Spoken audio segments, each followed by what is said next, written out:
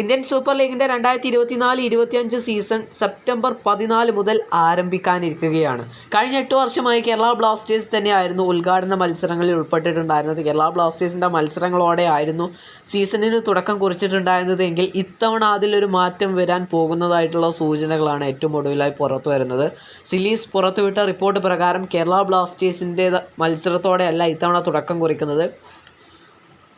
September 14-നോ 15-നോ Kerala ബ്ലാസ്റ്റേഴ്സിൻ്റെ ആദ്യ മത്സരം ISLലെ 11ാം സീസണിലെ ആദ്യ മത്സരം കൊച്ചിയിൽ വെച്ച് നടക്കുമെന്നാണ് സിലീസ് പുറത്തുവിട്ട റിപ്പോർട്ടിൽ സൂചിപ്പിച്ചിട്ടുള്ളത്. ചിലപ്പോൾ അതിൽ മാറ്റം വരാനും സാധ്യതയുണ്ട്.